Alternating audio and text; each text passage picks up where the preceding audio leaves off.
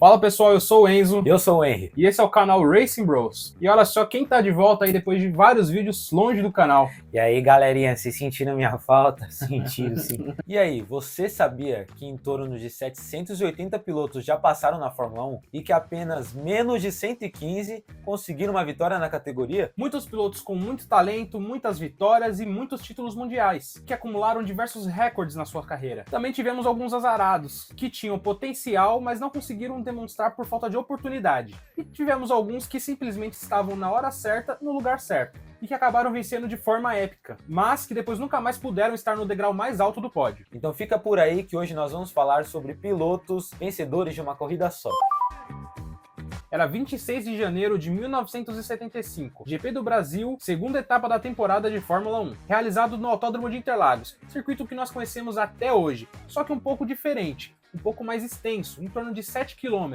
Carlos Paty, piloto paulista da equipe Brabham, largou na sexta posição naquele dia, mas desde o início da corrida já demonstrava que ele não estava ali para brincadeira, estava disposto a brilhar em casa. Com um carro bem acertado e um desempenho consistente, Paty começou a ganhar posições logo nas primeiras voltas. O ritmo dele era bem forte, e aos poucos ele já foi se aproximando dos líderes, entre eles Jean-Pierre Jarier, piloto da Shadow, e Emerson Fittipaldi, piloto da McLaren. Ambos estavam disputando a ponta, mas aí o destino interveio. O Jarier, que liderava com folga, acabou tendo problemas mecânicos e teve que abandonar a corrida. E o Fittipaldi, ele não conseguiu manter o ritmo devido ao desgaste dos pneus. E quem é que surgiu nessa hora como novo líder da corrida? Carlos Paty, meus amigos. E a torcida paulista ficou a loucura, né, com isso. Quem não ia ficar, né? Carlos Paty manteve a liderança com firmeza, sem cometer erros, mesmo com a pressão de Fittipaldi atrás. E após 40 voltas, cruzou a linha de chegada em primeiro, vencendo pela primeira e única vez uma corrida na Fórmula 1,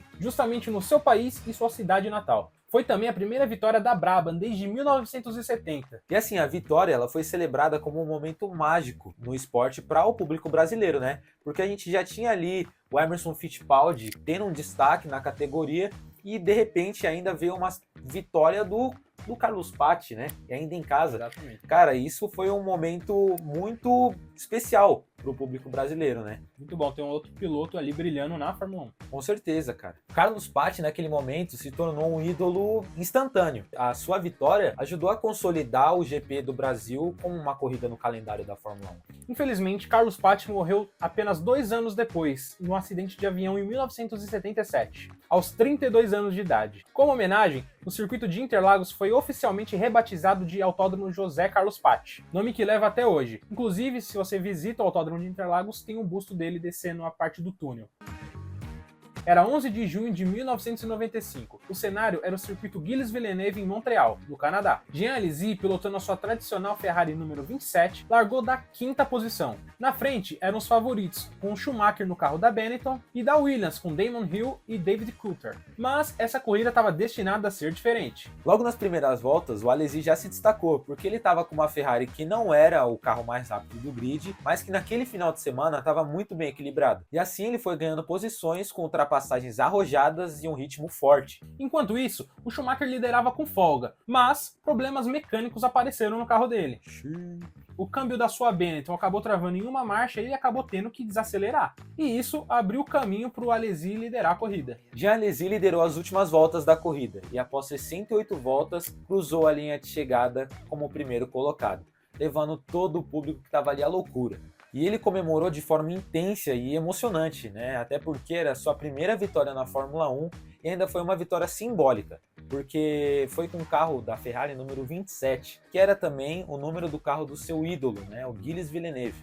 Então teve todo um simbolismo aquela primeira vitória dele. E como se já não fosse simbólico bastante, Jean Alesi venceu no seu aniversário de 31 anos de idade, no circuito batizado no nome do seu ídolo, Gilles Villeneuve. Mas rapaz, é tanta coincidência que esse homem passou. Alesi acabou ficando sem combustível na volta de desaceleração para os boxes e acabou precisando pegar carona com Michael Schumacher, numa cena que é icônica. Que ela acabou sendo a única vitória da Ferrari no ano de 1995. Era 8 de junho de 2008, no circuito Gilles Villeneuve, em Montreal. De novo, hein? Fazendo campeões esse circuito, hein? Palco que já tinha marcado um momento da carreira de Robert Kubica. Exatamente um ano antes, ele tinha sofrido um dos acidentes mais assustadores de toda a década, no mesmo circuito. Ele conseguiu sair praticamente ileso, e agora voltava para o Canadá para ter uma redenção. Caso esse que, inclusive, a gente tem um vídeo aqui no Racing Bros que são de acidentes mais chocantes, né? Da história da categoria, a gente menciona esse caso aí do Kubica. Exatamente, dá uma olhada lá. Kubica largou em segundo lugar, atrás da McLaren de Lewis Hamilton. A corrida teve um ponto de virada caótico. De repente, na volta 19, um safety car entra na pista devido a um acidente. Consequentemente, os líderes foram aos boxes. E o que aconteceu? Quando o semáforo do pit lane estava fechado, estava vermelho, o Hamilton não viu. E ele acabou colidindo com a traseira de Kimi Raikkonen. E o Kimi Raikkonen havia parado corretamente o seu carro na saída, então foi de graça mesmo. Pura falta de atenção. Exatamente. E o resultado?